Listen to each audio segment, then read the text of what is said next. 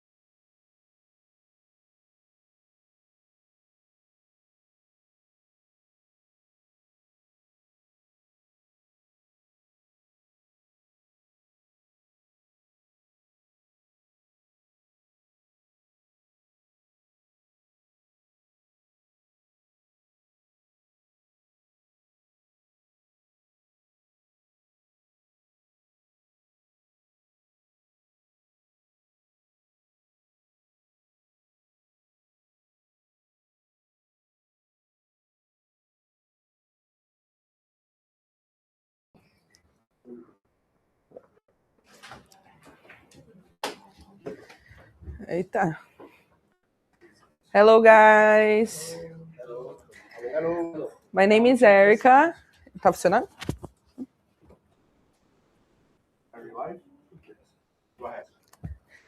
So my name is Erica. Good evening. I think it's evening already. Or each. But 21. Chegando atrasado. Foi?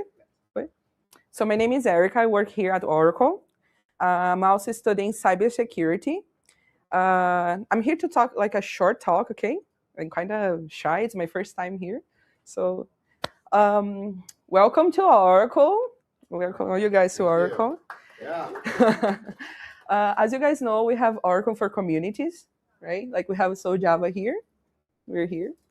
And what is Oracle for Communities? It's an initiative that connects different tech communities and promote open knowledge sharing. I put this one here because I was scared to forget. So Dash.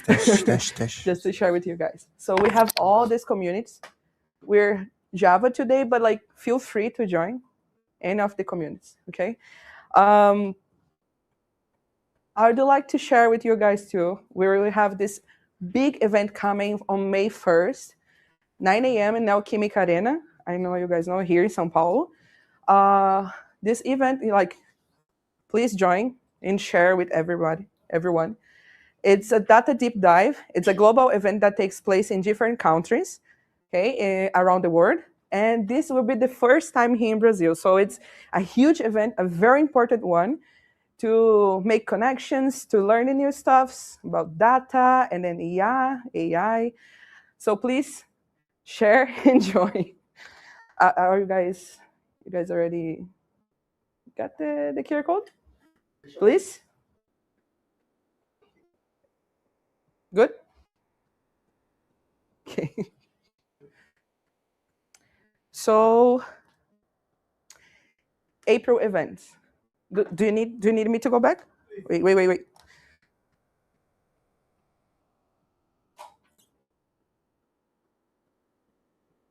Good. So we also have April events. And please also share and join.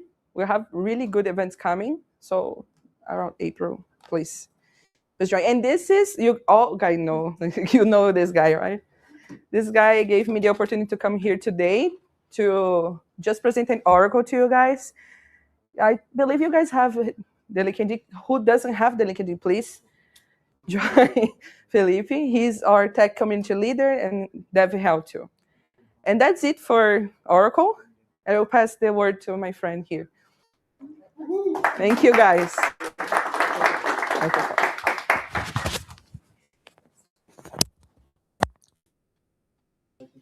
should have let you know. Oh, you. You. Sorry. I'm sorry. Still me. I can tell. I think. Other side? Yeah, this is the side.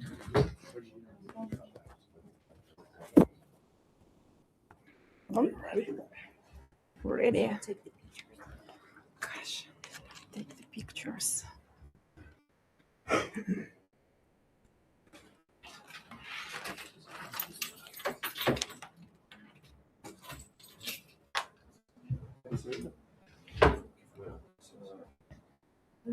To know if you wanted to do this in the next year presentation instead of doing this, then he will come. And yeah, maybe Bruno can start with the presentation, etc., and we'll just like skip about the second part. No, actually, yeah, we can do like next, and then you can change with Bruno. So you go first. I feel that everyone is staring at us. Let's do very quickly about Sigma, and then Bruno, and then me at the end. Okay.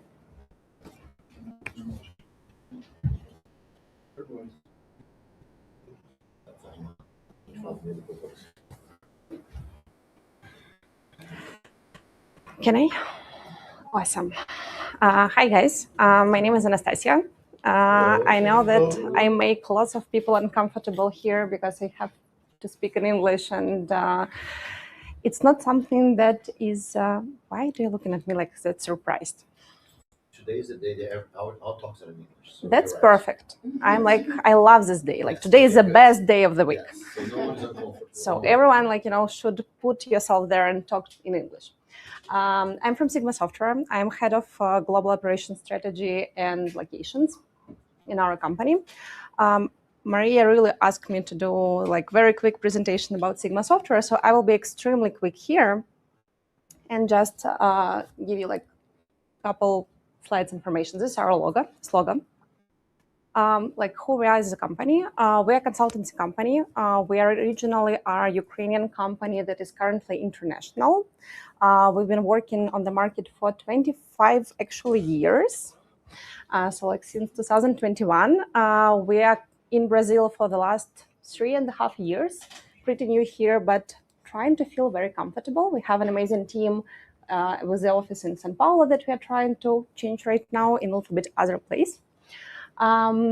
What are we doing exactly as a company? I will do this slide because Maria really liked it.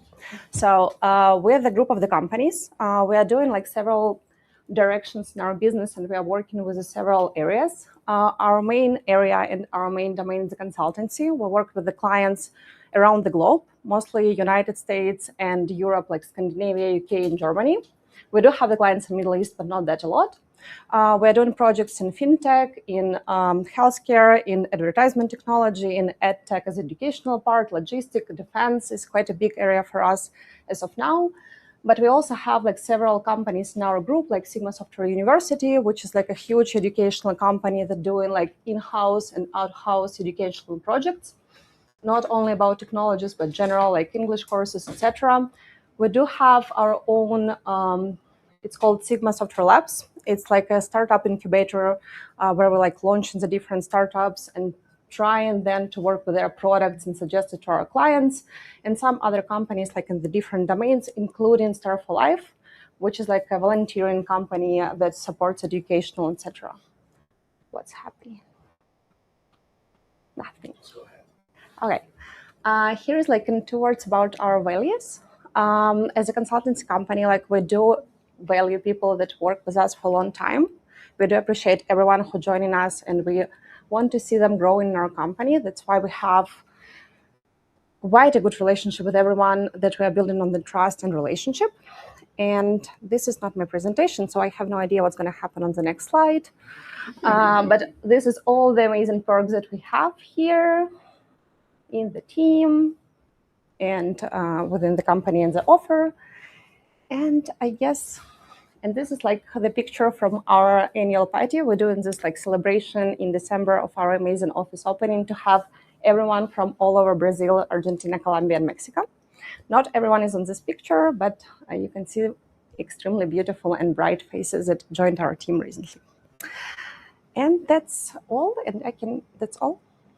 That's all.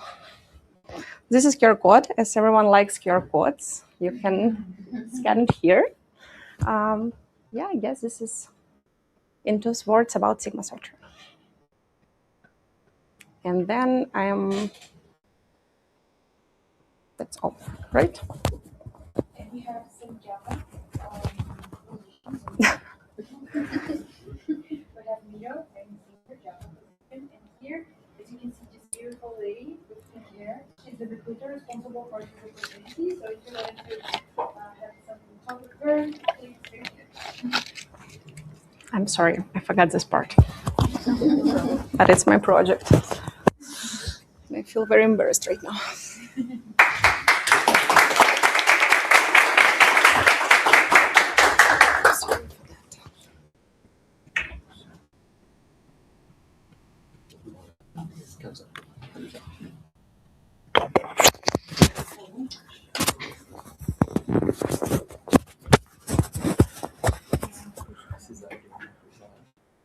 Mas é o seu.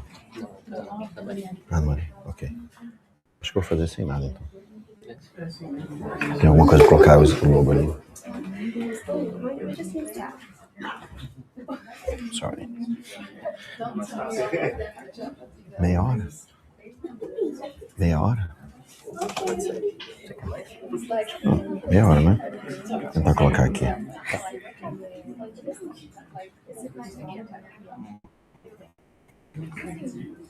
1h20, tá bom?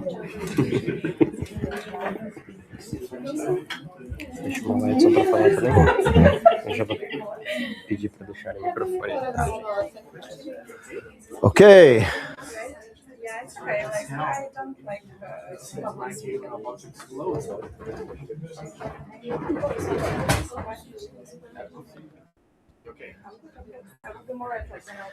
Okay.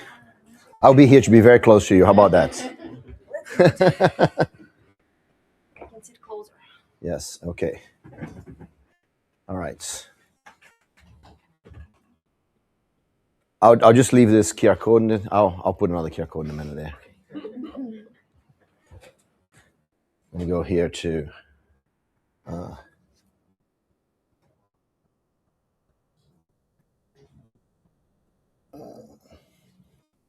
oh, that's me.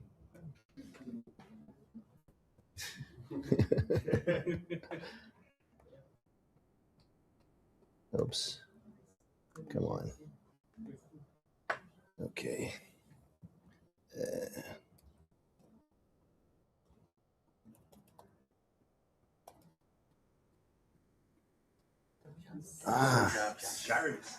Oops.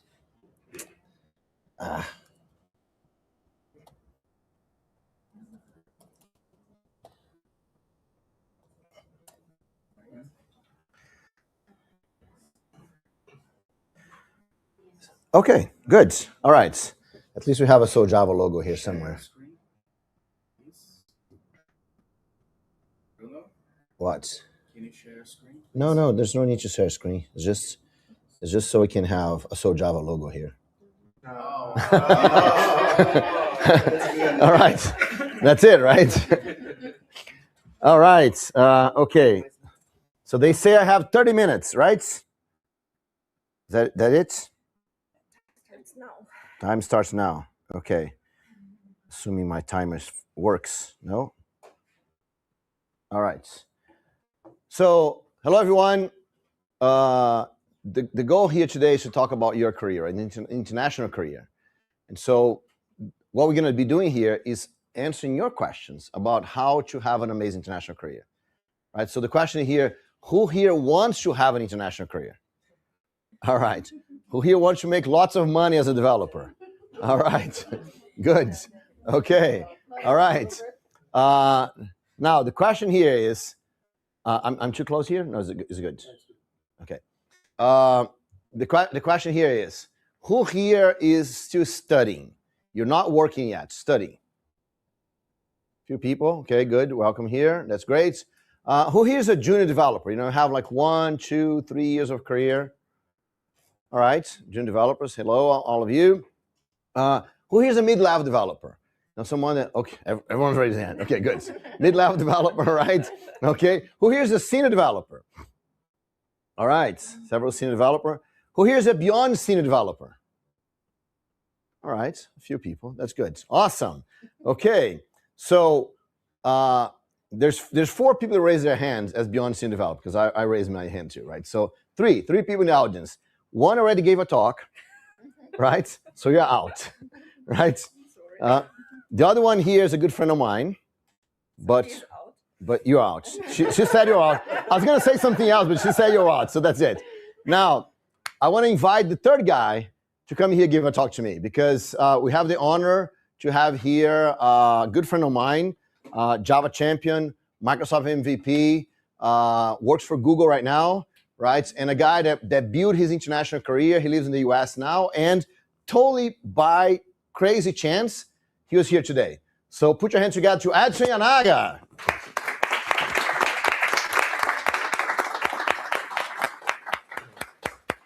So one thing I want to say about Edson Yanaga and career is that many years ago I started giving talks about career, and no one talked about career at that time, but it was me and Edson, right? Mm-hmm. We started the first conversation about career was me and him discussing career, and he used all the discussions to make his career and do amazing. So how about you tell, very short, how was your career going to the US?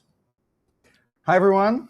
I think I could say like Bruno, I was your first mentee, maybe. Thank you. Yeah. Is it recorded? Is it recorded then? Because my career really started to change when I met some very important people in my life. Like I was able to meet like Yara and Vinicius from TDC. Some of you might know them. And then I was able to meet one of the, somebody who can call like one of the greatest, if not the greatest, friend of all, like Bruno. Thank you. Very happy to call you so friend. Much. Yes, thank you. And it was, and we met when I was reaching a very low point of my career. I was struggling, of course, trying to find some meaning into my life, into my career, because I really love to develop software. I really love to find solutions so I can help people in their daily lives with what I build.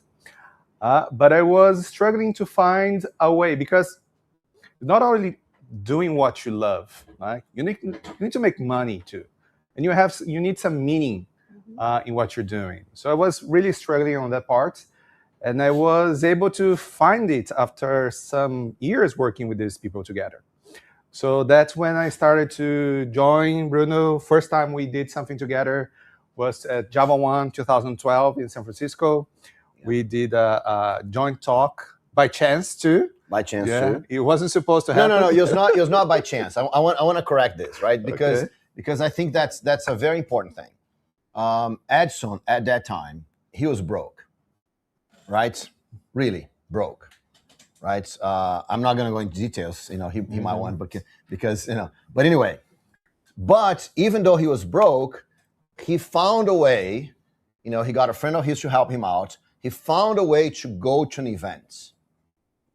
Right. So it's crazy how many people that events are happening in São Paulo, for example, and they don't go. How many register for this event here? 40. There's 40 registrations, right? So we don't have 40 people here. So there are people that register for this and did not come, right? And so he in São Paulo, right? And you could just watch online. I mean, if there's anyone watching online, say hello in the chat for us so we know you're watching online. There are people that, you can come to TDC, the Developers Conference happening here in São Paulo in less than a month, right? And people that are here, they don't go. Edson did not have an event in his city. So he had to travel, hotel, Uber, expenses, right? Foods. And he had no money. And he had to figure out a way to go there. So when he says that by chance, we met because he wasn't at the event. That's true, yeah. When I say no money, I was completely bankrupt, owing money to everyone, banks, friends, family. And some months before, I thought, well, everything I'm doing is going wrong, so maybe I should try something different. So I think 2 or 3 months before, I applied to the call for papers for TDC Florianópolis. At the time, the event was in May. So I was accepted to give 2 talks. But as Bruno said, I didn't have money for anything. And I was struggling. I told another good friend of mine what was happening. And he just like, you don't have to worry. I think you should be there. I'm going to pay for you to be there. I'm very thankful for him as well. And when I went there, I didn't know what I was supposed to expect from this trip. But after I came back to the event, nothing changed in my life. But 2 months later, a company approached to me, like on social media. Oh, I saw that you gave a talk about this particular subject at this event in Florianópolis. And we're dealing with the same problem. Would you be open to come here and do some consultancy work to figure out what's wrong with our project? And of course, I was desperate for money. So I was eager to do that. And then I went there. I was able to help them to solve this problem. And they enjoyed my work. Like a month later, they asked me to go back again. Oh, we have more problems. Could you help us to do this thing? And I was there again. And then after the 3rd time, they called me. He said, don't you want to work for us? And that's when my career started to change. So it was the first opportunity. Then after this one came others.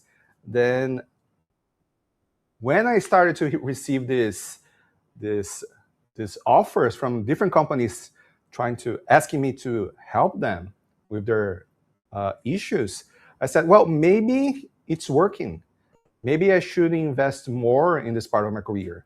So that was the point that I decided that with the few money that I had at the time, I would take all the money that I could to invest into going to these events, so I could make these important and meaningful connections. So that's when, after some months later, I was able to go to another event. And then I gave another talk, I met other people. And with these networking conversations, with the talks that I gave, like more people started to approach me. And it was like a snowball, but maybe going up because it was in a good way. So it just went growing and growing and growing until that 4 years later, I was a Java 1 again in San Francisco. I had lost my job again, but that time I wasn't. I already paid everyone back, so I wasn't broke. So okay, I don't have a job, but let's enjoy this week. And when right in the middle of the event, I received a call, and I was using a US number. I had no idea how they reached out to me, but it was my future manager. Like at the time, my Burr from Red Hat, which would become my future manager, he said that, oh, I have this new position in my team. I'm looking for a candidate, and I've talked to a person that works here at Red Hat, and he told me that I would. He knew the perfect person for that particular role. That's why it was a completely cold call. We discussed, and it was a very long interview process. I went over 20, 30 interviews, because he was really afraid of hiring somebody that never worked for a big company before, that never worked abroad. And especially it was an issue for him because it was a public speaking role. He had serious doubts if I would be able to speak English fluently, to write content in a good way, if I would be able to speak publicly, if I would be able to deliver the message that the company required. So that's why it took so long. I had to talk with a lot of people inside the company until he was convinced that I was the right person for the role. So that's when 6 months later I was hired by Red Hat, and that's when my international career started. So I started working for Red Hat. 1 year later, they asked me to move to the US. I moved to Raleigh, North Carolina, where I live still until today. And then in 2022, I was invited by Google to apply for a position there. Because I had applied for Google twice before, never even received an email back. But then this time was different.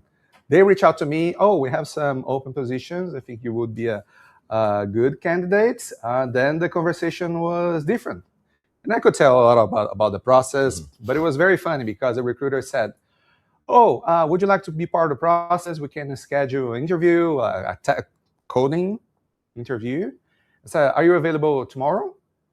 And it was like, well, I've read on the internet that these coding interviews are very hard. Maybe I need some time, like maybe 2 weeks a month to prepare myself for these interviews. And the recruiter said, oh, you're fine. Somebody with your profile, it should be very easy for you. And then the next day I was there for the interview. The interviewer was super kind, but it was I was gonna say some kind words here. But I would say it was the hardest coding problem that I've ever seen in my life. I had no idea how to solve it when I saw that. But I know how to play by the rules. The interviewer told me, I don't have to solve it in 60 minutes. I just have to convince him that I could solve it if I had more time. So that's when I say, okay, let's just talk over it. So I just start to talk over it about, that's my how I was processing the problem. So to be able to solve this, I would first create this data structure, and maybe I should apply this kind of algorithm here. And it was 15 minutes in the interview, and I stopped talking because I told the interviewer, oh, wait, I know how to solve it. And then I just stopped talking, and I just coded 10 minutes later, okay, it's running. And I was done. And it's funny because it was a super hard problem. In principle, I didn't think I would be able to figure out how to solve it. But just by talking to myself, like rubber ducking, just by going over the process, I was able to find a solution. The interview was done. The recruiter called me the next day. Okay, next, go for the next round.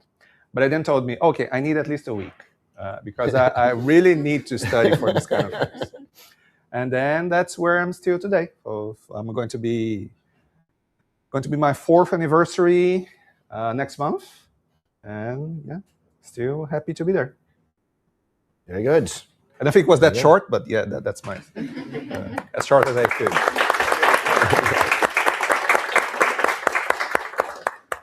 Okay, so now, considering everything that Edson just told you here, right? The idea is that we're going to spend 15 minutes answering questions for you guys, right? So, where do you want to get? So here's 2 things I want you to think.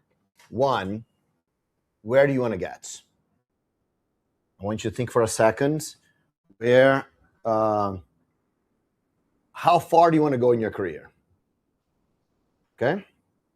Because we have a recruiter here that might even hire you, right? Why not? You have 2 Java champions here that can help you out. You have one of the top community leaders in Brazil here, right? So we have lots of people here that can help you achieve your career, right? So where do you want to get? How far do you want to get? Because when you were broke several years ago, you're not thinking that you're going to be in the US, living in a nice house, and your kids going to university in the US and all that. No, I just wanted to be able to pay the past rents. Right. Okay. So, but I want you guys to dream. Where do you want to get? Everyone has something in mind? I would say that it's okay to aim high. Yeah. It's okay to be wrong. Because I'll tell Bruno always asked me, I don't like to make plans because every single plan I made in my life went wrong.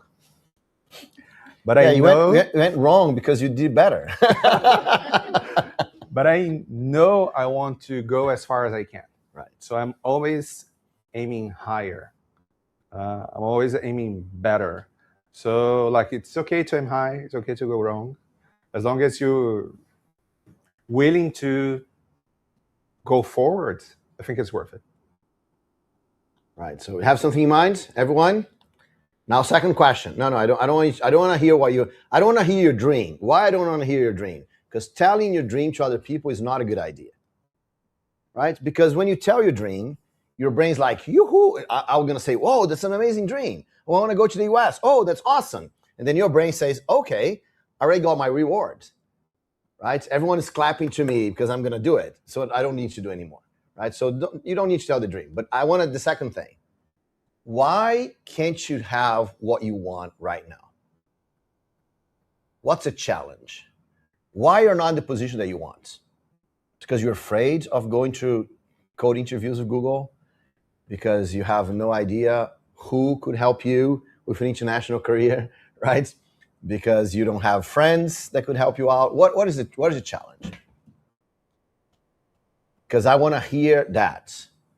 Now, if you want to, I want to hear the challenge because I want to help you solve the challenge. First of all, thanks for the talk. Story. First thing I would like to clarify that I'm actually not a developer. That's okay. I'm working in cybersecurity. Professionals. Yeah, we're talking about professionals, not developers. Yeah, that's okay. I feel a little bit. I feel like I am somewhat in your spot right now. Mainly because I'm broke. Okay. Yeah, I see you. Yeah. I also attend a lot of events. And I tried to talk to some events, but never had the opportunity. Never accepted my paper. Never actually that good, to be honest. And I want to actually understand how can you actually make the right and meaningful connections? How can I talk to people who are much better than me and have way more important things to do than talking to me? And not that I'm useless, not that, but objectively they have more important things to do than talk to me. And I would like to understand from a perspective of someone who did that, how did you do it? How did you approach people? Was it natural? Did you have it like, oh, I want to talk to this guy? Or not? Was it just like, oh, he's here, we're going to talk. And by an accident, he's like a very important guy. And he flourished from there.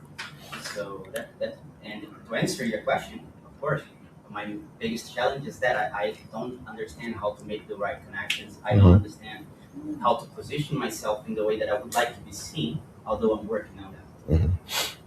Okay, you start and I'll finish. No, that's a good point. Like, I'm an introvert. I usually avoid talking to people, and which is very weird because I used to be a professor. So I can do one-way communications, not like friendly conversations easily, but I force myself to. And the problem when you don't go outside your bubble, you might be the best person in the world in this particular thing, and nobody, maybe not even you, knows that. So I think that going to events, doing these network things, is an opportunity to let other people know you. And one of the things I learned, especially in the tech world, the other people are just like me. Nobody wants to talk to other people. So everybody is in the same boat, that everyone is too scared to have a conversation. And one thing that worked for me in particular is that I always say, well, whenever I go to events these days, I usually never attend a talk. I just stay in the hallway near the food and the coffee, because everyone mingles around there. And during a talk, people are paying attention to the talk. But when people are waiting for the food or for the coffee, everybody has the same goal. Oh, it's an opening. You can always talk about people. Right. Oh, the food is taking so long. The coffee here is horrible. Oh, the coffee in the other room is better. So you already have an excuse. And another thing that really helped me is that people have more meaningful conversations when they're sharing food with other people. So I made a lot of friends by meeting some people at the events. And if you stay until the end, everybody's hungry. Everybody needs to go somewhere to eat.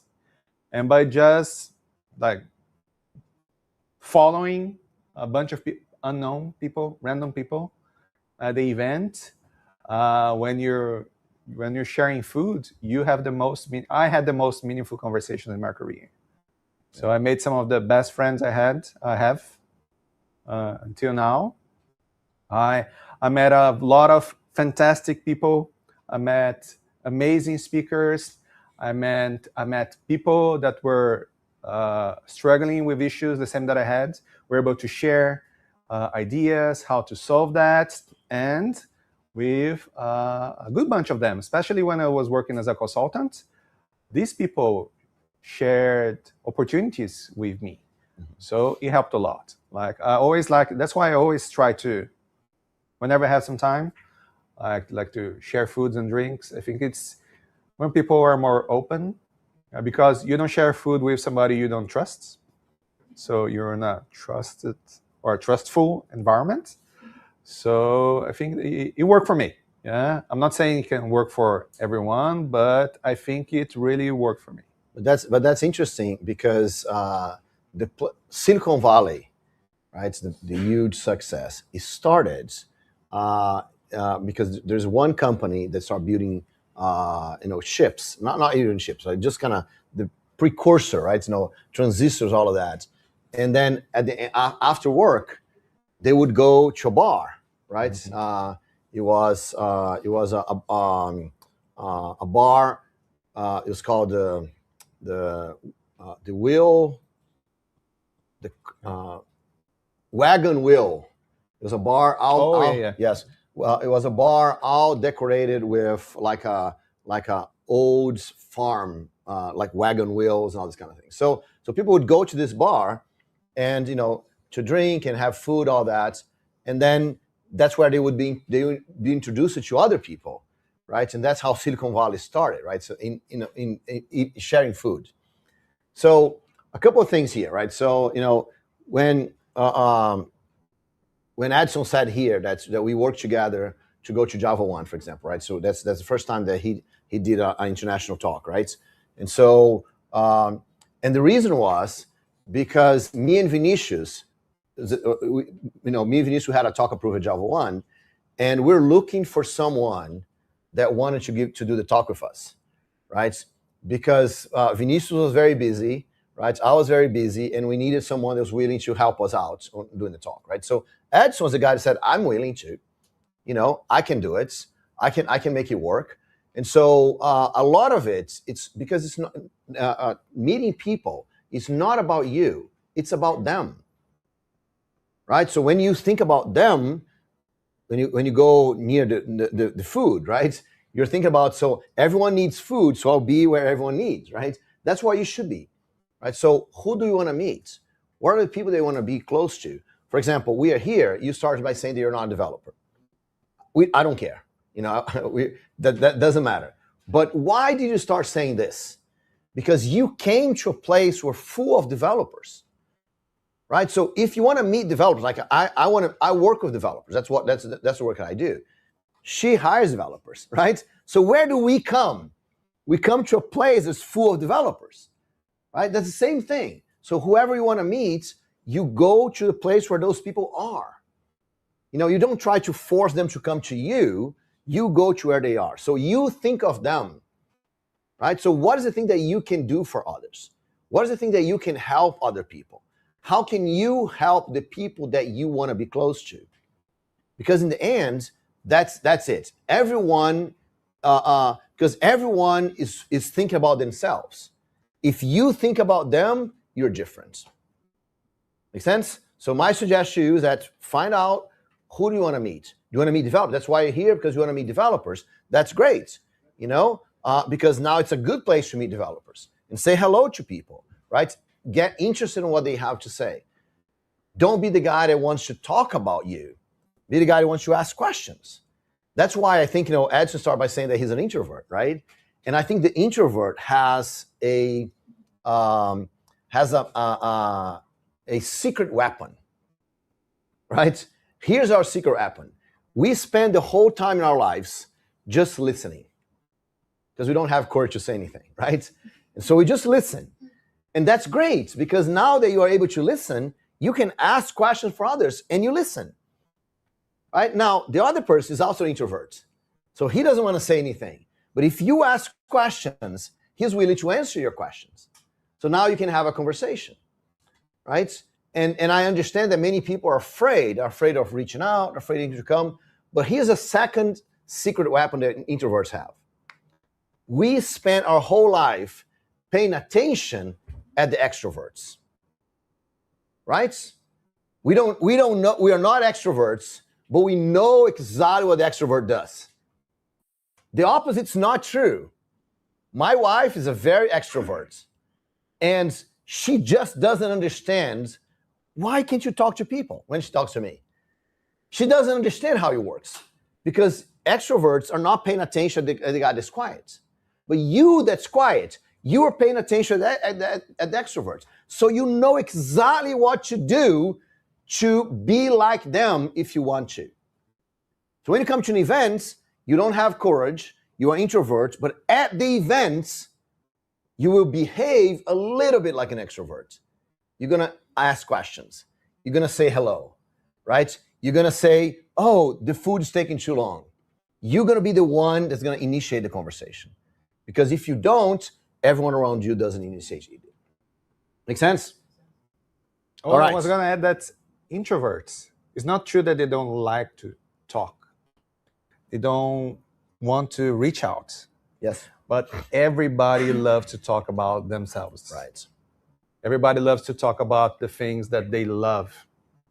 So if you're an introvert and you find an introvert, if you find a common subject that you can talk about, the person can talk about hours. That's what happens with me. My family complains a lot. That once, I never talk, but once I start talking, I never stop. Right. So it works. It's a tip. Yeah. All right, but we have to stop talking because we're gonna get to a couple more questions. Who else? There's one question No, in the chat. there's one question. Okay, go ahead for the chat. So, guys in the chat. So the question comes from Leticia Mancio. Hey, Leticia, how are you doing? I work for a U.S. company. I see that the best salaries are for reallocation positions. Talk here so they hear you speak. So the question comes from Leticia Mancio. She said, I work for a U.S. company. I see that the best salaries are for good reallocation positions. Is there any way to achieve the same salary range working remotely from Brazil? Okay. Do you want to start with that? Can you say anything about that, or? Yeah, I don't know your perspective about it, but okay, you're receiving in US dollars, but you want the same big bucks that people are making in the US.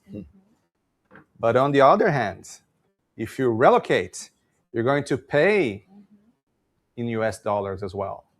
So there's a certain threshold where I think it's worth it.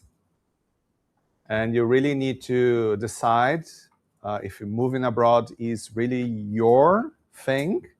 Because I'm not gonna lie and tell you that it is easy. You're leaving a lot of things behind. You're leaving your family, your friends, everyone you knew. The challenge of going to a different country, speaking a different language, where everything is different.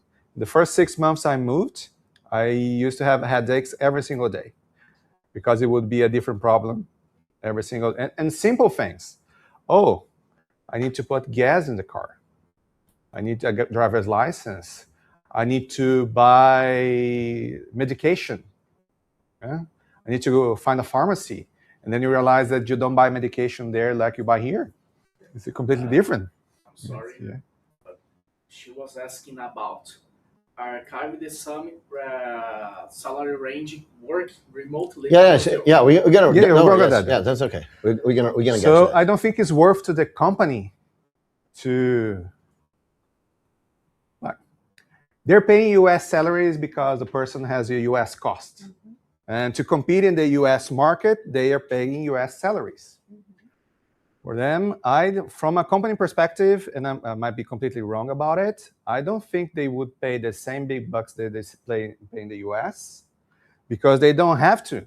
Because here, your cost is much lower. And they're competing with the local market. Mm-hmm. So it's a market thing. Like, there are people, because your cost is lower, the money is probably more meaningful to you. So they don't have the incentive to be paying the same salaries that they would.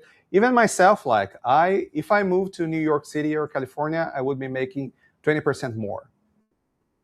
And I tell that for me, it's not worth it. And I understand the company pays what the local market is paying. And I'm happy to accept that, because my cost, for example, is 50% lower.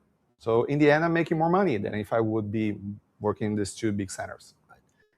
Now, there's a few ways to look at this question, right? So first of all, if you're working for a big company, like we're here, Oracle or Google or one of those companies, that they have offices everywhere, right? So, Google or Oracle or Microsoft, whatever, they're not going to pay you in Brazil in dollars because they have an office here. So legally, they have to pay you here in reals, right? So there's going to be a difference there. So if you want to work remotely and make big bucks, right, and make similar salary outside, then you can't work for one of those big companies. You have to work for smaller companies, right? So that's one thing.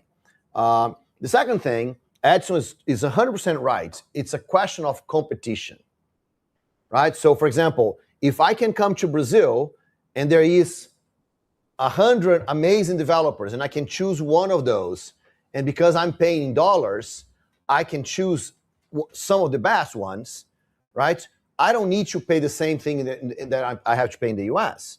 Of course, because I'm going to have 100 good developers that's going to make good money if I pay them in dollars here. Now, here's the thing. What if I'm trying to find this one person that everyone wants to hire? Right? So the one person that everyone wants to hire, that one person, we're going to have to pay them high US dollar salaries, no matter where they live, because we need them. So it's a question of competition. If you are one of many, you are worth less. But if you are the one guy, then you're worth more, right? So a good example of that is a friend of ours, right, that we're actually working with you in Red Hat, Andres Galante, right? So Andres, he was one of the 9 committers of Bootstrap. Who knows Bootstrap, the project here? So everyone knows Bootstrap. Everyone uses it, right? So he's one of the 9 people in the world that can commit to Bootstrap. So everyone wants him, right? So Andres makes director-level salaries in San Francisco, but he lives in Argentina, right? Because he is a one of a kind. It doesn't matter where he lives. Companies want to pay him. So the question that you have to ask yourself is how. It's very, very hard, right? What Andres did, it's very special what he did, right? But my point is, you have to think about what can you do to be desirable, right?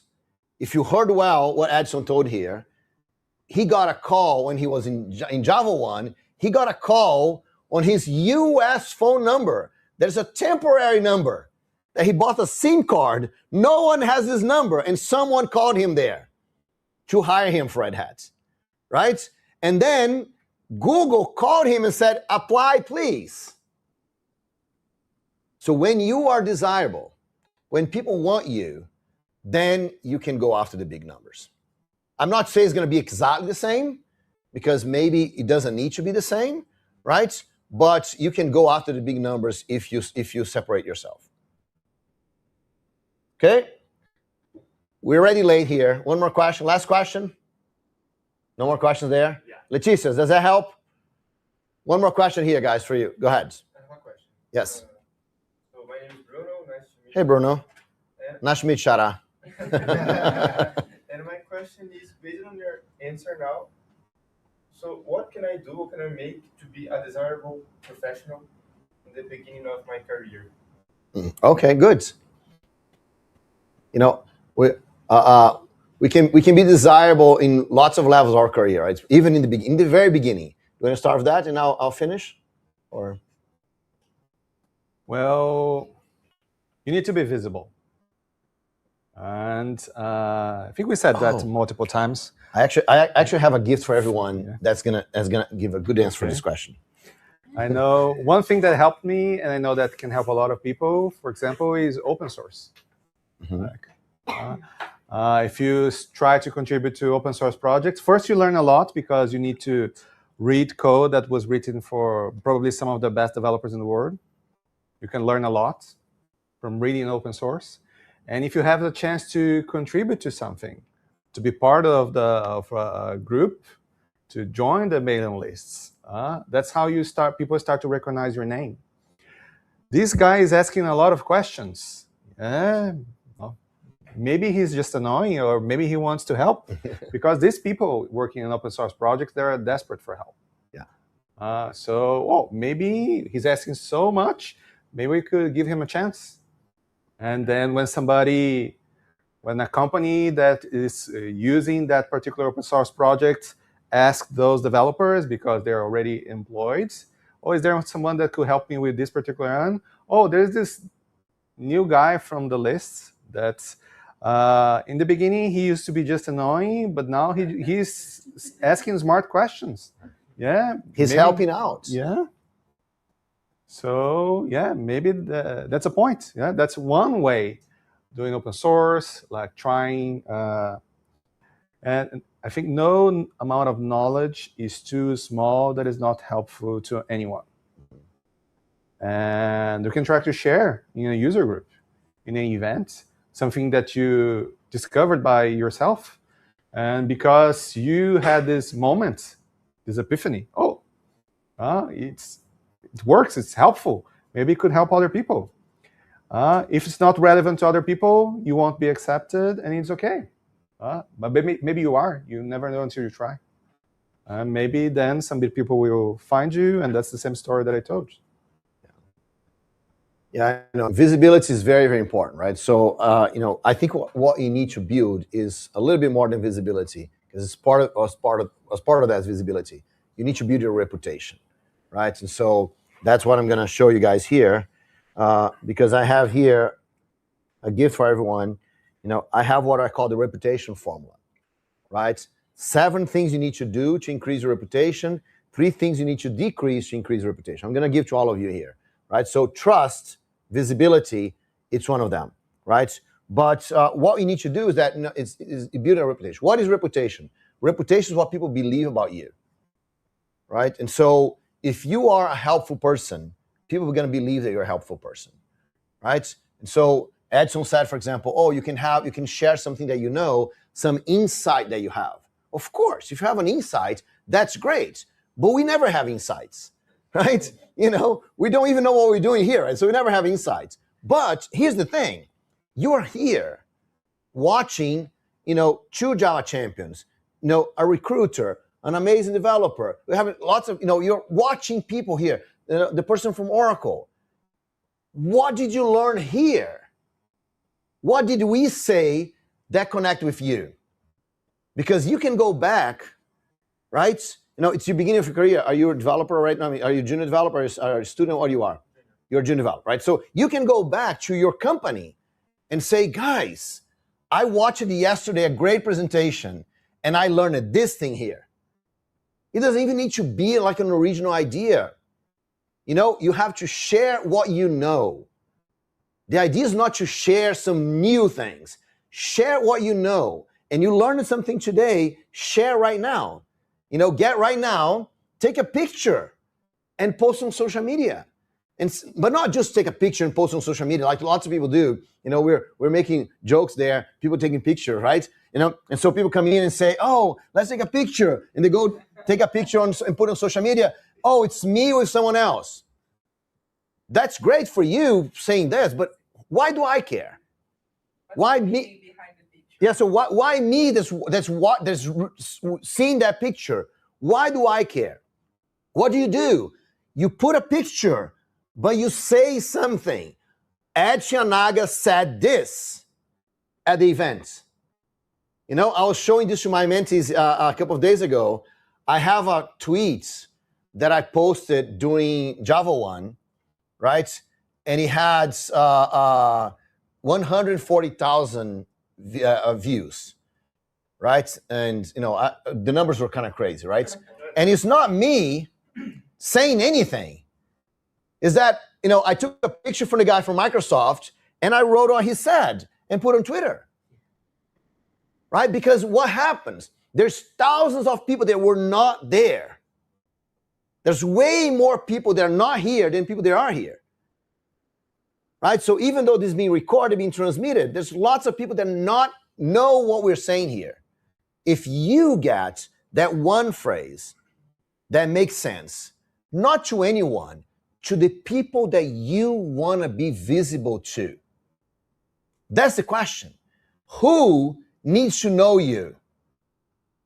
Right? Most of the times, we publish things because we want to be seen by our friends. I don't care about our friends. They're great, right? So I love them, right? You know, you spend time, your friends, you don't put things on social media for your friends. You call your friends, you go visit them in their house. Like last week, I was in Edson Yanaga's house in the US, right? You know, you go there, you talk to them, you do things with them. That's what you do with friends, right? On social media, you build an audience. You figure out who needs to hear from you. And that's something that you can think about. Who needs to hear from you? You want to show up at the beginning of your career. You know, you want to have good, what do you want? You want to have a good job, right? Our friend in the back, he is a security guy. So he wants to have a good job on security. So it doesn't help if you go talk about non-security things on social media, right? He wants to go talk about security because why? He wants to be close to other security guys, right? You know, a good example is, where's Luis? Luis is gone. Outside. Yeah. Luis, I'm talking about you. Come here. Come on. I'm going to use him as an example. He's not even here. Mm-hmm. Okay, I'm going to use you as an example, and you're not even watching the talk. That's terrible. So, Luis, for example, Luis just went to Java 1, right? He's a community leader. He was there in the middle of other community leaders. But not only that, Luis talked to the guy. No, he plays, what do you play? Lots of things. What instruments do you play? Guitar. So Luis plays guitar. So he went to the New Pointers. New Pointers is a band made by developers, Java developers that plays at Java 1. So he went to the New Pointers and say, I also play guitar. Can I help you out? You know, I will train with you. If there is any chance, I'll play a little bit with you. So now what happens? Luis was playing in the band at Java 1 with lots of the people from the New Pointers. Now, who were the people New Pointers? All of them are Java champions. Right? So now Luis is visible to a bunch of Java champions. Right? Now everyone's watching the band and say, oh, it's a band formed by Java champions. And Luis right there. Right? He's now part of the team. Right? So it's not unreasonable that sometime in the future, when someone suggests Luis as a Java champion, the other Java champion is going to say, yes, I even thought he was a Java champion because he played with us. So that's what you want. You want to be seen by the people that will make a difference for you. Right? Now, you have to think about who those people are. Because if you don't think about who those people are, there's no way you can write for them. Make sense? So, you know, people that follow me knows that I send you guys an email every single day. Right? Yeah. Right? So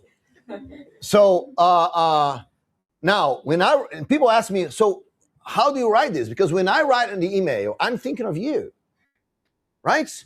I'm thinking of you, developers, professionals with many years of career.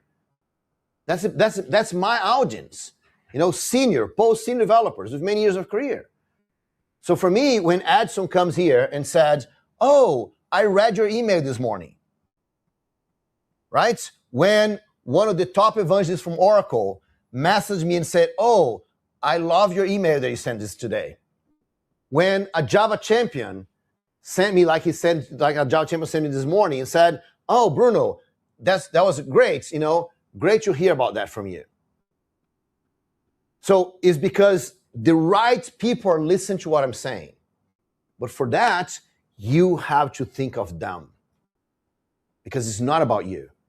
It's not about you taking a picture and posting that you are with someone else. It's that you thinking about your audience and saying, what do my audience needs to hear? From everything that Bruno said here, from everything that Edson Yanaga said here, what my audience needs to hear. And you're going to be the person that is going to make this connection. Make sense? All right, so we're very, very late now. I'm gonna distribute the reputation formula so you guys can take a look. The reputation formula is perfect to put on the laptop. Looks awesome on the laptop, but also is done in the perfect size to put in the cell phone, right? So you never forget the reputation. Okay, so thanks so much, my friends. Thank you, guys. Thank you. Thank you. Thanks, everyone online. Right, for people online, that's reputation formula. All right. Okay, good. All right. Thank you.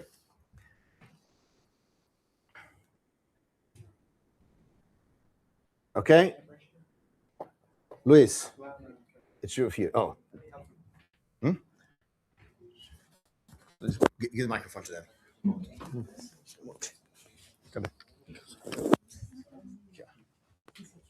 Apresenta ela lá. Basicamente só falar o nome, cara?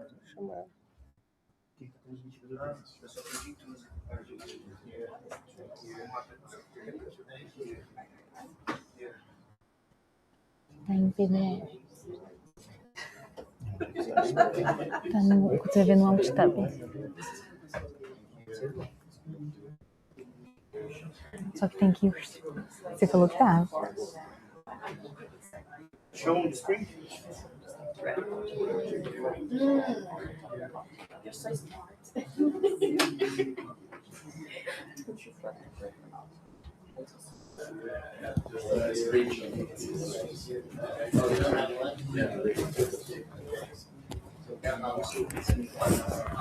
Can I put like... The guy that only talks about himself. All right. Yes. All right. Huh? So He's trying to put in a full screen mode.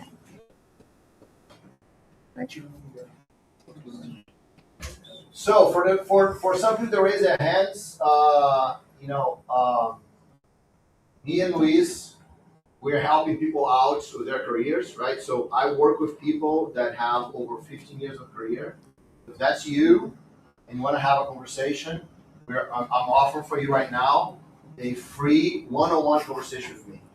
I was doing this in the US. I just came back here. Can I just, if I just do like this? Over 15 years of career. No, It's that's fine. I me. think that it's Now, not a problem. We can 10 have it years here. of career. 10 years of career. So if you're a senior developer, about 10 years of career, Luis is going to do the same thing, right? Because me and him, we just traveled the U.S. We traveled to 11 cities in the U.S. And we're offering them there to help them out their careers, right? So, we're going to do the same thing for you guys. So anyone's interested, you have to find us before the event ends, so we can give you a QR code for you to schedule a conversation with us, okay? All right, thank you. All right. You want one too? Yes, of course. No. To your friends. Okay. It's a little bit hard. Okay, team. So now we are going to have the second talk of this night with Anastasia Prozor, Head of Operations Latam at Sigma Software. Thank you so much. Thank you. I'm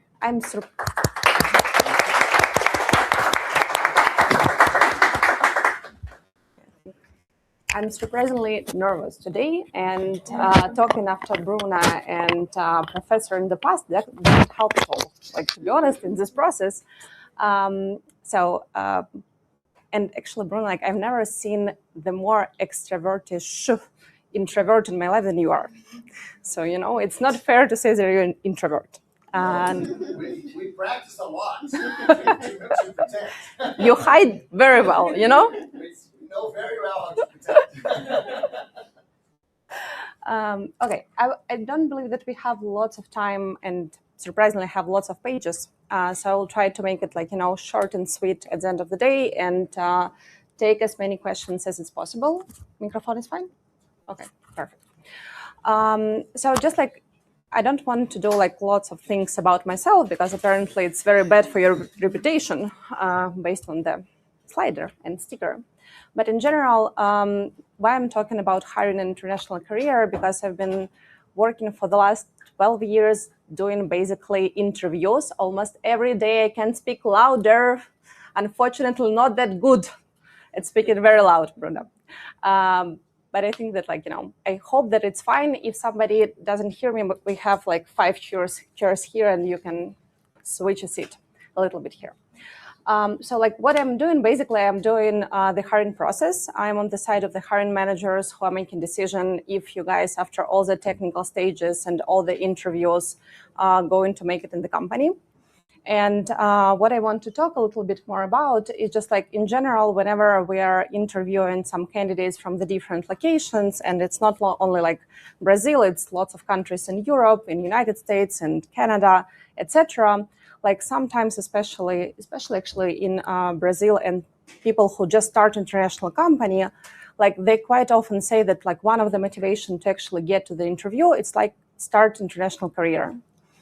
And it's a great goal, and I love it very much. But when you start asking people what does international career means for you, quite often, like one of the reasons, I want to practice more English in my daily work and in my daily routine.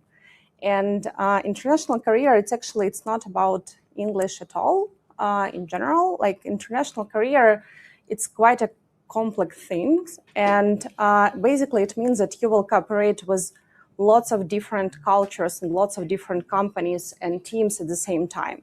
So you will work, it has like lots of components inside. Like you will have people from the different countries, from the different time zones. Like someone will work at the time when you're sleeping, someone, like, you know, will start working at the time when you're just like finishing your job.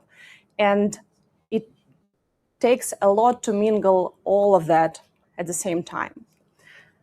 So if we're talking about, you know, what makes a difference, it actually, like, you know, the way how you behave yourself, the way how you position yourself, like something that the guys talked, it's something that makes this difference between I pass the technical interview and almost got hired to the moment when you actually get hired by the company. And I made some kind of like a formula. If we're talking about, like, you know, what we actually take a look at, not only on the CV, like 3 things that are like very important for us. It's like if you actually can do the job, and we can talk a lot about like the mindset and putting yourself together and building reputation, which is like very, very important. But at the end of the day, the initial stage, we need to ensure that you can actually do something that you're committing on, that you're going to do that. The second thing is actually your character, like your mindset, your persona. And it's something that we are talking about okay, now I have some words that I don't want to say. So if something like goes completely terrible and wrong, like would I be able, I don't know, like we just erase the whole database, like we put down the production. Can I call you in the middle of the night and ask you for your help? It's not something that's gonna happen, but I need to know that I have people in my team to whom I can rely on in case like when the situations are very, very difficult. And the third thing, and it's like one of the most important thing, I'm building the team. Like I have people who have been working with me like for a while right now. I want my team to feel comfortable. I want us to, like, you know, to work comfortably together. Like, can you work in the team and can you do it effectively? Like, will I don't know, like, will you shut down and just like not talking to anyone because you don't, I don't know, like, you're too shy, you're too introvert or something, or like, will you put yourself out there and actually like, you know, help each other, like ask for the help? It's actually also very, very important. So I just like made some examples in terms of like, you know, the behavioral in the interview. When we're talking like, you know, about the mindset and putting yourself out there, it's also like about presenting yourself in the right way. And right now, there's like a good phrase, which is kind of like, I don't know, maybe a little bit outdated already, especially like with AI, or it's actually even more actual with AI, that like nobody's looking for people who can code right now. It's not that important. Like, we don't need developers who develop. Like, we need developers who can build the products. It doesn't matter, like we need security specialists, developers, QA, designers, etc. Especially right now, I mean, like with Claude, you can build application within 1 hour. But to think what to put in the request, how to do it, how to analyze, and how to make it right, it's not that simple. So we need someone like who will think about what they're doing and why they're doing it. So basically, like, there are 3 things. It's like skills, communication, and the feeling of the ownership. This is also like something very important. Like, do you actually care about what you're doing? And what I mean, and it's still strange for me to hear that. Like, whenever I'm talking to the person, I'm just like, yeah, like, tell me about yourself. Like, you know, what are you doing recently on your last project? And we have like lots of details about how I built this and that, and what kind of technology I used, and what kind of framework, etc. And then you have like a follow-up question, like, okay, if I'm like end user, what kind of product I'm receiving because of the work that you've done? And this is something that is sometimes make people kind of lost, because it's very hard for them to explain what exactly they built, what was their influence, how they impacted, like, you know, how the work that you are doing today will impact your product tomorrow. And it shouldn't be like, you know, that huge, like, you know, that big, and we just, I don't know, change the world because of that or something like that. It can be very small, but you need to understand, like, you know, what is the meaning behind every action that you're doing in your job and putting yourself out there. It's very important for me whenever like I'm talking to the people.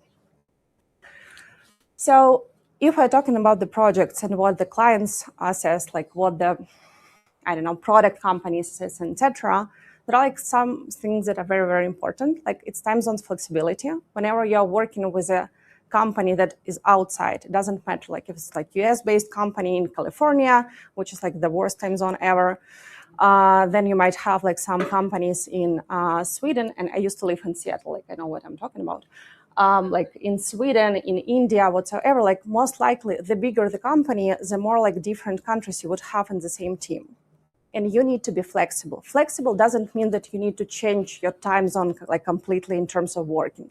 Flexible means that sometimes like we need to do something not comfortable, like starting at 7 a.m. working, like that was for me, being flexible. But sometimes like, you know, keeping a little bit late to make sure that we actually have a chance to have like 15, 30 minutes talk with another team.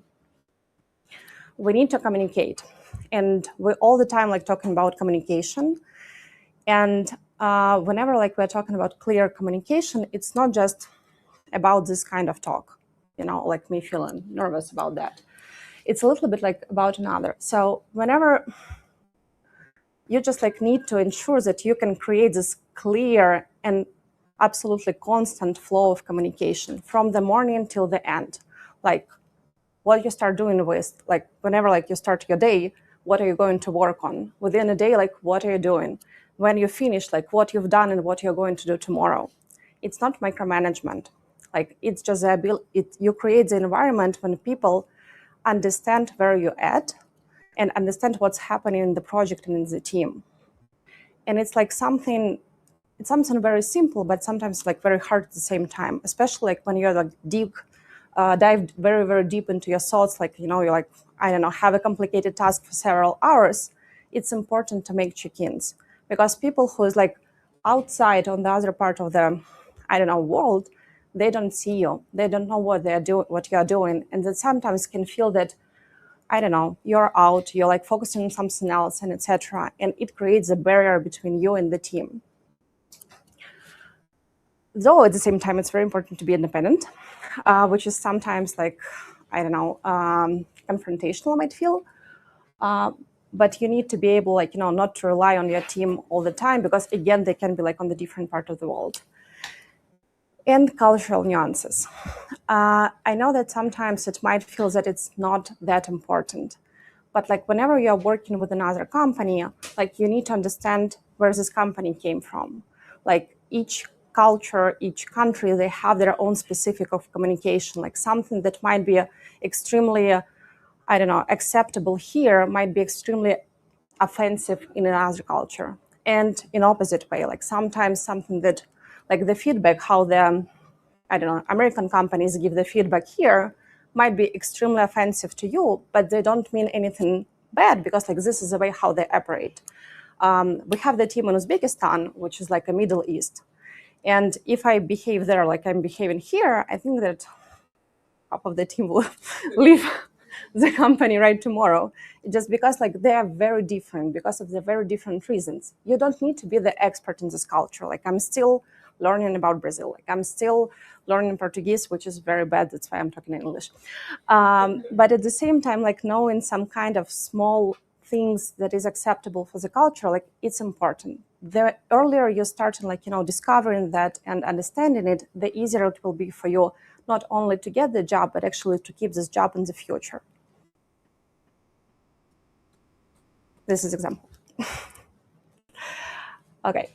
I feel that, I talk lots about communication, and I just like want to make an emphasis like one more time that if you're not talking to the team, like this is the most expensive thing that you can do for the company, because like sometimes we can miss the moment. Like when we could have a quick chat within 5 minutes, we can solve something extremely quickly and solve the whole situation. Instead of that, we're just like, waiting for time, looking for people, searching for answers. And it can, I don't know, lead to the failed deadline in terms of the delivery. It can lead to the not answered, like, critical ticket from the main customer that you might have in the company, and etc. So like ensure that you are talking constantly to your team and the team knows, like, where you're standing here at.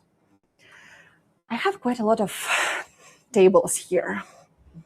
But I will not stop here. Like, I feel that I covered most of that. If you want, you can make a picture. It's something that is what we are looking for, what we really don't want to hear on the interviews and at the work as well. At the same time, like I want to share some example, because like, that it's very hard, like whenever you're a junior engineer, you're like middle engineer, you're just beginning your career. Sometimes we hear that, like, I don't have enough experience to be the part of US company. I don't have enough experience to be the part of, I don't know, Google, whatever. Sometimes like the vibe, the persona, the way how you communicate beats the experience. We actually, we have one of the clients, it's like top 500 Fortune companies. It's like one of the biggest companies. They don't have 6 months interview like Google has, but they have quite a complicated interviewing process. Like it's extremely hard to find people there. Like in total, people usually have around 8-10 interviews. And we are looking for the best of the best to provide to them. We have quite a big team there. So each person is incredibly smart and incredibly talented. But at the same time, like they all have incredible persona. And not all of them are seniors, actually. At the end of the day, some of them even are juniors. And we had a situation where we were looking for at least senior Golang engineer here in Brazil. 9 years was like the minimum that they were going for. They were not ready like to find anyone, to hire anyone who's less than that. And we met a guy, and this is actually answering the question, how can you put yourself out there in terms of the meeting people, especially like if you are still junior, you don't feel that you can talk on the conferences. We met a guy on the conference who was extremely active. Like he was just like, I don't know, the sun in the room. He was junior, like very junior, very shy, never worked in any international company. But at the same time, like he was really, really eager. And he was doing some like small talks. He was helping, like, moving the community here in the city. And we're just like, yeah, I mean, I really, really liked him. And we talked to him, we had the interview, but it was obvious that, I mean, it's not even close. Like, it's not something that we're all looking for. At the same time, he made such a huge mark that at some moment of the time, I called my client and said, look, I know that this is what you're looking for, like, but I have this guy and you would be happy to have him. And they trusted me and we hired him. And this is like, one of the happiest person in the team. At the same time, like he contributes one of the best person who contributes to the team. So sometimes like your experience is not that important. Like the way how you can put yourself is a little bit more important at that. Something happened here. I don't know. So this, like, some advice how you can stand out in terms of your profile or on the interview. You can try to, each experience, basically, each project that you worked on, it can be trepanated into this, like, small things. So try to, like, whenever you're going the speech about your experience and what you've done, try to convert it. Like, use the different phrases. Ask ChatGPT to help you. It's actually pretty easy and, like, 2 minutes exercise right now. This is like, small things. Most likely, if you're going for international career, you're using online interviews. And this is like personal ask from my side. There is some kind of etiquette of how you're, like, doing the interviews. And it actually can affect the way how people evaluate you and how people, what kind of perception people have of you. Please turn on the camera. Ensure that you have, if you have like 2 monitors, ensure that you have the camera on the monitor on the same screen that the person that you're talking to actually has on. Or like if you're doing live coding, it's on the same laptop or like on the same monitor where you have the camera on. It sounds extremely stupid and not important. But at the same time, if you're just like, turning yourself away from the camera and doing something here, it looks either impolite or at the same time, it looks that you're actually not that interested in talking to another person. So it's just like a small thing, not that huge importance, but like very important at the end of the day. I guess I talked a lot, but I tried to make it brief. So this is all from my side. We all have QR codes. So a little bit more from our side. Have you put alarm on how long I need to talk? Time is off. I don't know if you have any questions, but I would be happy to answer some of them. Questions in the chat? Awesome. Okay. If there is no question, there is a question. Sorry. Well, we'll do your question next.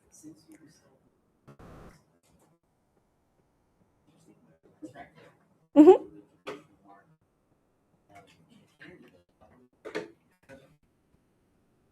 Microphone.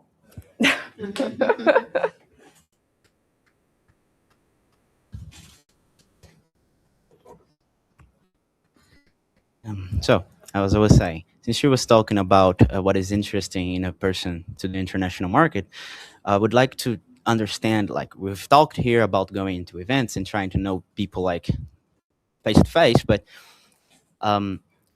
is LinkedIn, for instance, not just LinkedIn, you have other means to do this, but is LinkedIn, should, for instance, me put a lot of effort, let's say, into trying to reach people externally in my LinkedIn? Externally, I mean internationally, sorry. What do I mean by that? I have a work here in Brazil. I work for a Brazilian company. And if I try to reach people that are not Brazilians, I am making a sacrifice. I think you understand. I'm trying to reach people that are English speakers, for instance. And some people that might also be interesting are not English speakers, but they are Brazilians and they could have opportunities. this is a sacrifice I gotta make. Do you think it makes sense for me to make this sacrifice more, not just going into events and trying to meet people that could have those opportunities, but make this sacrifice online? That's what I mean. Makes sense. Would a recruiter find that attractable? Would that make sense? Or would, like, that doesn't really matter if they can translate in LinkedIn? So if you're putting good content, that's what means. That's what matters. Sorry. I got your question. I think it's valid. What I think that it depends on what you're looking for. Like, what is your final goal? Like, if the goal is just like, receive the job right now, and it doesn't matter like if it's international, if it's a local company, etc. I would try to focus maybe on something, like one thing, not like, cut the elephant on the parts and like chew the parts, not like, the whole elephant all at once. I also think that in general, I mean, LinkedIn has this button translate to other language. Yeah. So I don't believe that if people don't speak English, like they can't translate what you wrote. At the same time, for example, for me as a person who like interviewing people from the different countries, like I also have this possibility. Like I can translate from Portuguese to English, like just one click. It doesn't affect my perception of the person. At the same time, like for example, if I see that the person have been working like for the last 10 years for the different companies, I might have some like small question in my mind, like if they actually speak English, if they don't speak English, like if it's something that is, I don't know, will be a problem or not. But at the same time, like whenever I'm going to Brazil for the candidates, I would expect people to write in Portuguese. I mean, it's not something that is extremely strange for me. So yeah, like I would say that define your goal, like maybe prioritize for yourself, what do you want better? Like, what do you want more? Like if I really, really want to have a job like here in Brazil, but I'm open to international opportunities, like I would write in Portuguese and that's enough. If you feel that you really, really want to have like international career, but it's okay, like if it's going to be like, Brazilian company, then maybe like focus on creating the content in English, because at the end of the day, like both of the sites will be able to translate it. It's just like, it will show where your focus at right now for the company. And Camila here is nodding her head, so I feel that I'm saying something smart. Thank you. I'm sorry that everyone refers to you. It's just like, you're sitting on the first row, and usually this is like the most active. You had a question. Yeah.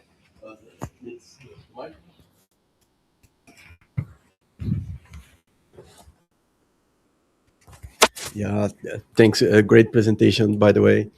I think it's two questions. First, it's AI doing all the first layer job for recruiters, and we need to invest a lot of time on being better positioned in the algorithms rank. And the second question, when it comes to you and you receive a CV or you receive a LinkedIn page, what is like the most red flag or green flag that you see right in there? It's like what is the visual of a CV? It's a model that it's easy to you to look and make a decision if you will look forward with one candidate or another, or what to like look for in the first 30 seconds, 60 seconds. Okay, got it. I think that it was counted at some moment of the time that usually people spend not more than 30 seconds looking at CV, or actually 15, something like that. So it's even less. No pressure. So the first question was about algorithms. I think that everyone, like, the bigger the company, the more algorithms they're using, like, to process CV. If we're talking about, for example, US-based companies, like, they definitely, the first layer is going through some, it was even like before AI, they had some programs that just like, filter it and trying to parse your CV on some important, like, looking for the keywords.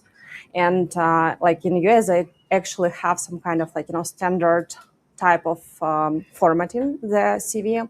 And like they don't read PDF well. They read only like, this kind of like Word docs, like they don't do 2 columns. Like there are like some things, if you like specifically want to go to Google, like you actually need to Google how to like, how to format your CV so it will not be rejected because it's like the wrong type of formatting.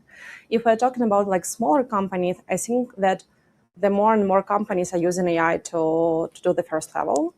It's something that helps a lot like recruitment into their work, though at the same time, and I know that it's unfair, the more complicated positions, the more chances you'll have to be reviewed by the real person at this moment of the time. So like if we're looking about, I don't know, and again, I know that it's not fair, but like if you're intern in the company, most likely your position will have like 2,000 people who would just like, send you CV. And it's impossible to go through all 2,000 and actually find the right person. So like AI 100%. If it's some kind of, I don't know, pink elephant with some diamond on the side, I bet like, each recruiter will go through your CV like hand by hand to ensure that you actually look like a pink elephant. And it's something that we finally found. So yes and no. The second question regarding CV, honestly, maybe it's me personally, I don't really care that much about the formatting. Also, like most of the clients don't care that much about like the visual thing.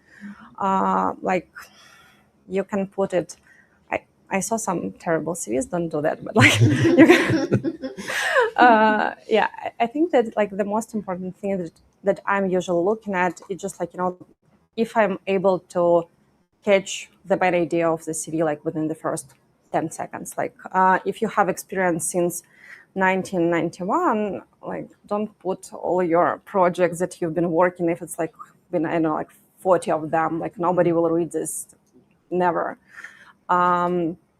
In terms of the red flags,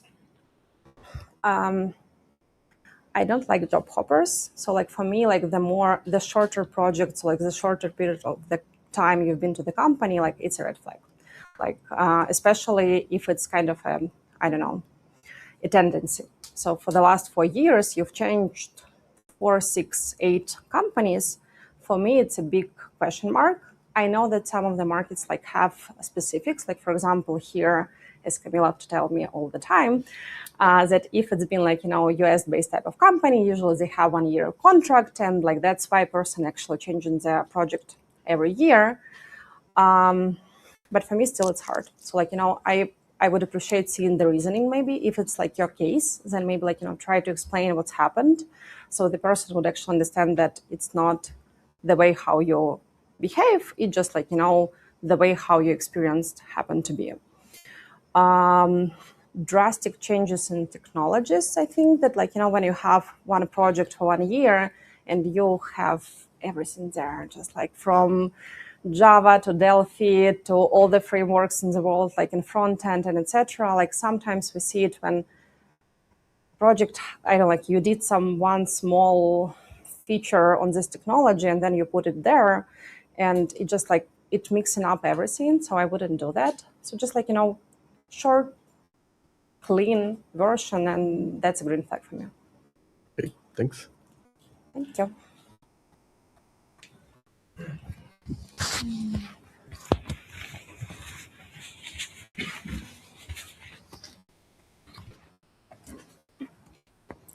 First of all, great talk. I really appreciate.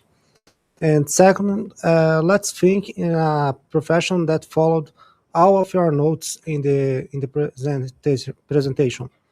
If he found an international job, how he can be able to keep up and stand out as a available professional in the company. So I think that he needs to follow these rules as well, but maybe there is some of them that are more important.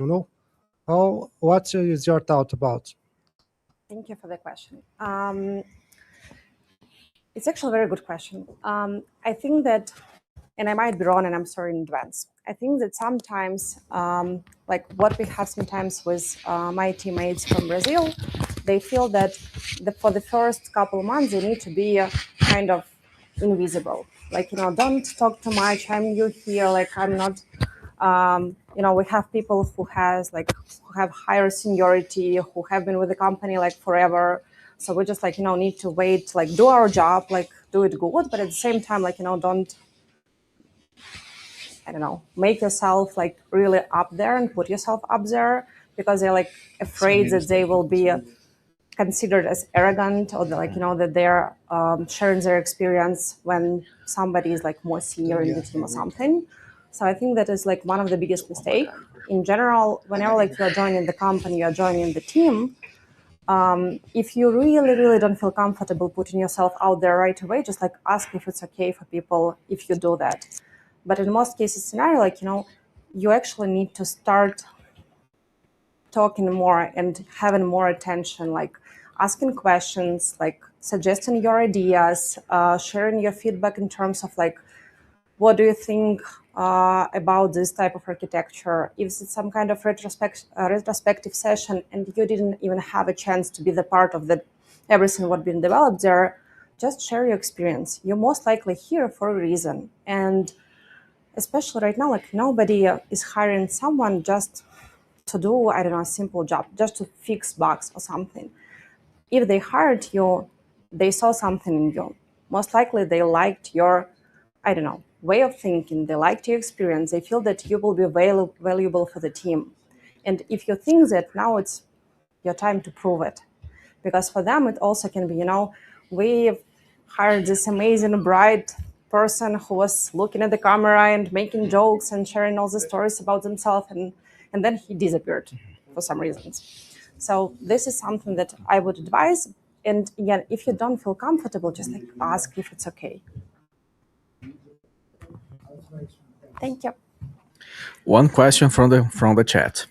Yes. So the question comes from Vinicius Guima.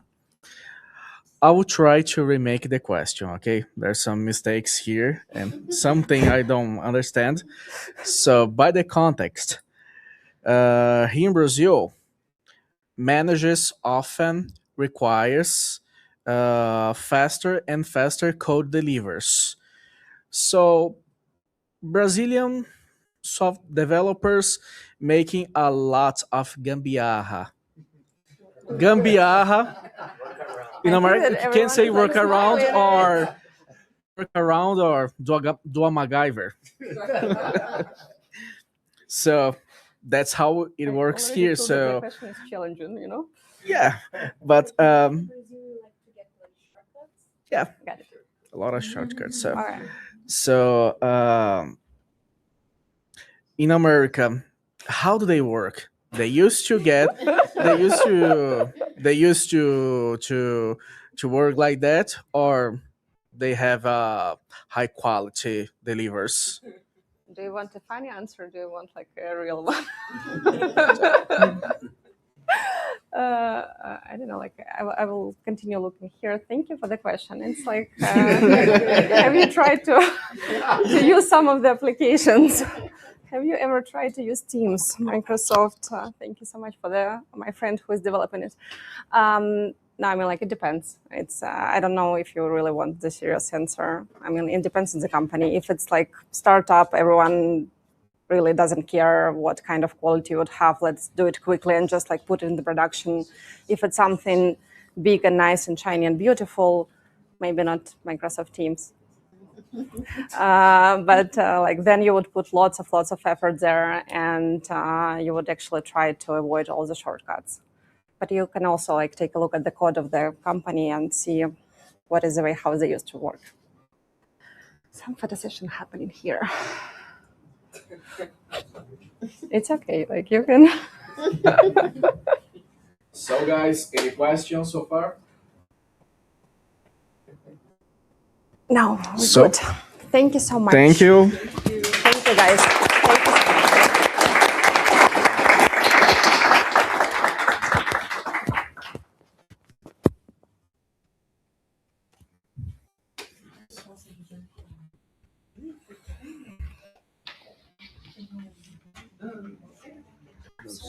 Thank you. Can I use your laptop for a second?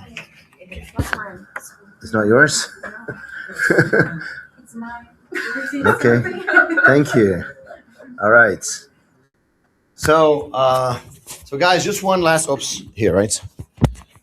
Just one last thing, 2 seconds because the pizza is there, right? So we're gonna go for pizza right now. But one thing that we're talking about, career, building international career, all of that.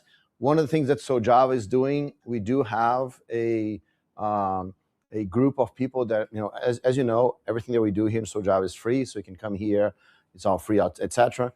But we do have a group of people that we call the associates of SouJava, right? And the associates of SouJava are people that are helping us maintain the group, right? Because SouJava has costs, right? So those people that are helping us maintain the group.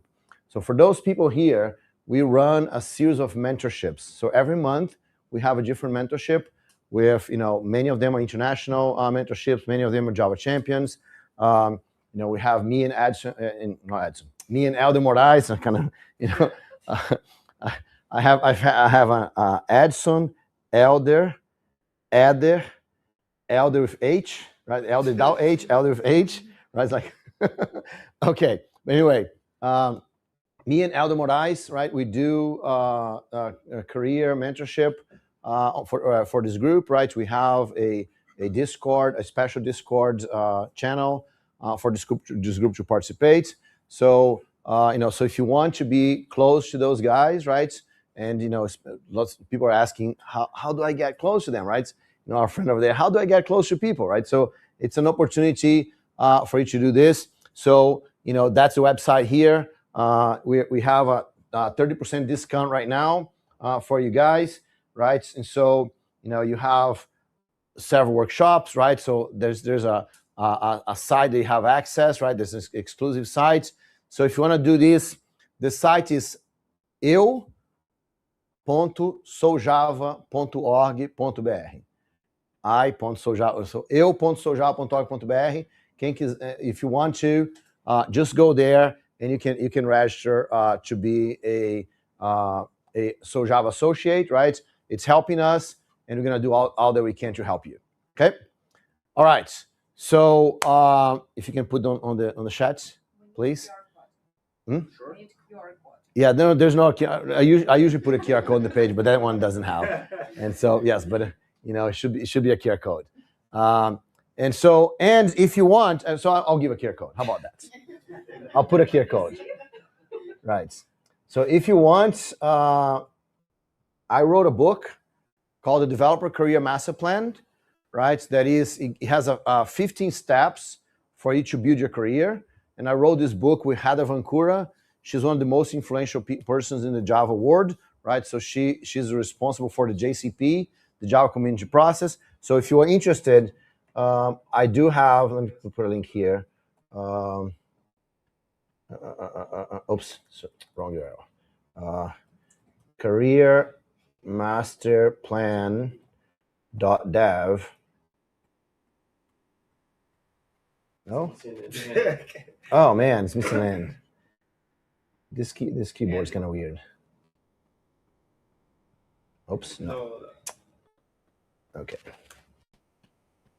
All right. So now this one has a QR code, right? So, so if you go here on this QR code, careermasterplan.dev, you get the first chapter for free, and I will send you. I wrote several articles about the 15 chapters. So if you download the first chapter for free, I'll send you the other articles, so you have a lot of the insights from the book for free. Okay. So just come here if you want that. All right.